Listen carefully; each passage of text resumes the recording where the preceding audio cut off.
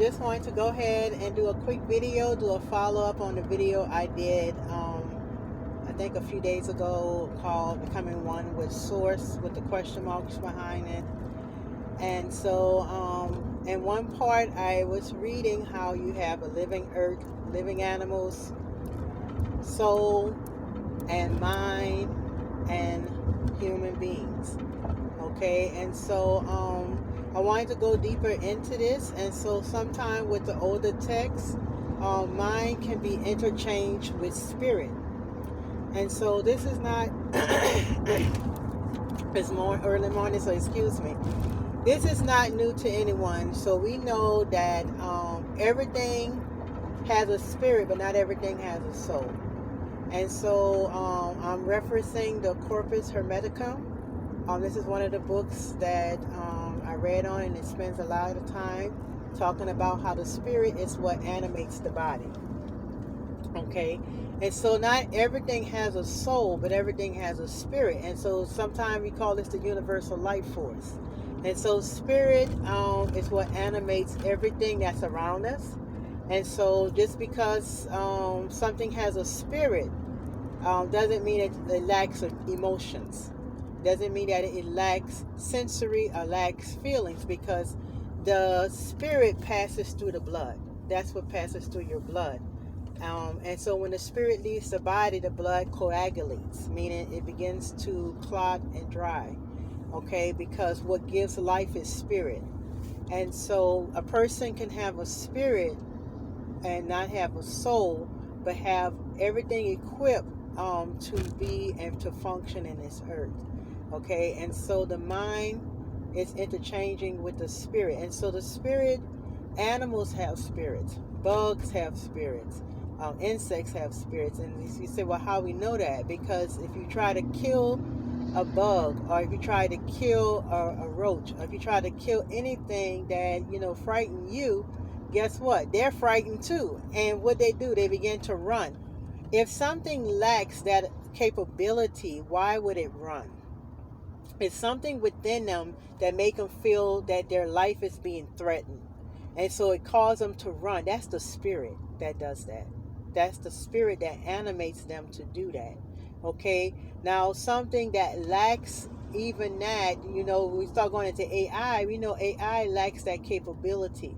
And so even as they're making these AI robots, they lack emotion, they lack the capabilities. Even though they are growing, they might grow in consciousness, as the one would say. It's still an artificial form of consciousness. And so they lack the ability that comes with having a spirit. They lack the ability to be compassionate and different things like that. All that is spirit. But soul comes from from source itself. And so I know we say the soul comes from the galactic sun, because the galactic sun comes from source too. But what they call soul is a divine spark. The divine spark comes from source itself. Okay, and so that soul is literally connected to source. And so in Gnostics, they call those that lack a soul the immortal soul, because a mortal soul can carry all the same attributes as an immortal soul, but it lacks the ability to go through all the dimensions. They don't have access to all the dimensions or access to the higher realms. Okay, but they have all the attributes of an immortal soul. And so in Gnostics, they say you can't even tell the difference between an immortal soul and a mortal soul. They say it's only when it's time to, at the end, you will really know what an immortal soul really is. And it's some things that immortal souls, their heart is always set on things beyond this realm. And so that's the difference between an immortal soul and a mortal soul. A mortal soul, it's a nice way of saying that the person is really soulless, but that they lack a divine spark. But they are created from those who have an immortal soul. They created from the divine spark, but they're not the divine spark. Let's get this straight. The immortal soul comes from the divine spark. Mortal souls are the soulless, because sometimes soulless is given a negative notation. The soulless it's a mortal soul. The soulless was created by an immortal soul. Okay, so the immortal souls are those who carry the divine spark, created those things that is not of the divine spark, but was created by the divine spark. So you have some things created by the divine spark, and then you have some things that come from the divine spark, that comes from source. So let me say this one more time. So you have things that come from source, that is source, and then you have things that are created by source. Those things that are created by source are soulless because it wasn't birthed from source itself. And so those who were birthed from source, meaning even if source emanated these higher beings, okay, these higher deities, let's say Ra and all that, those who are the children of Ra, meaning they came from Ra, are source. They are part of source. They were birthed from source, so they are source. Those who are created by Ra, or created by the planets, or created by even the immortal souls that are here on earth right now in a forgotten state, those are actually soulless. They are mortal souls, meaning they are created for this realm only. They're created for this living earth, and that's where you get the word human beings, or get spirit. And so some things have spirit, but it lacks a soul. Okay, and then those who have a soul have spirit, because without spirit you have no animation. Your body can't animate anything. You can't move. So it is the spirit that animates. It's the spirit that gives life to everything that's around us.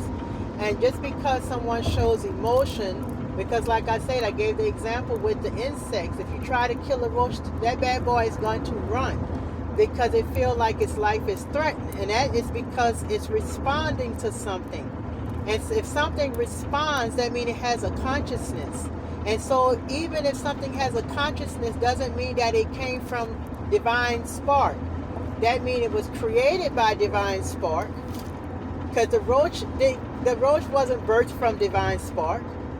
The insects wasn't birthed from divine spark, but they were created by it, because every divine spark we emanated, we are the children of source. And so the children of source have the ability to create even as source did. And we create, but the things we create lack the divine spark, because we didn't give birth to it. Now, it's a difference. If I give birth to a child, that child is going to carry the divine spark. But when I create something with my mind or with my hands, it lacks the divine spark. So it's soulless. But it doesn't mean that it doesn't lack spirit. The spirit is what animates it. And so when we make something, when a god makes something or a deity makes something, it is created, it lacks a divine spark. It's considered soulless. But it has spirit. But when a deity or God or primordial being gives birth to something, now it has a divine spark, because a part of itself has become a part of what they gave birth to. And so that's the difference. And this is where a lot of people are not explaining this, that when source creates, it lacks a part of itself. It creates from the place of spirit. But when it gives birth from the place of itself, of source. And so when source gives birth, it gives birth to an aspect of itself. But when source creates, then it creates not from itself, but it creates from the aspect of the spirit. Okay, and so everything has spirit, but not everything has soul. Okay, and so a lot of times people have placed such a negative notation on spirit and soul, and it make those who look soulless make them feel like they're less important. But everything has a place in the universal womb. Everything has a place in the universe, and nothing is not without purpose. Okay, and another thing is it cause people to look at things in a way like, oh, that person does not have a soul, or this person. I'm telling you, a roach will run because it has spirit. A dog will hug you and love you and show compassion. because it has a spirit. It has the spirit of the Great Mother. Okay, the Great Mother is a spirit, but she's also source. So it carries the spirit of the mother. So of course, it carries the spirit of Gaia. Everything carries the spirit of Gaia. I talked on this a few days ago.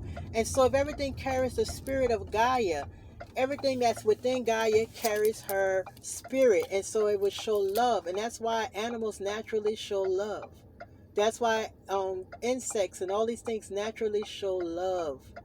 Okay, a butterfly will land on you. It naturally show love. It's not going to try to bite you unless it's trying to defend itself. Ants won't even do you anything unless they feel threatened, because they carry the spirit. Okay, they carry the spirit, and the spirit has feelings, the spirit has sensory, the spirit has emotions. Okay, and so this is the difference between a spirit and a soul.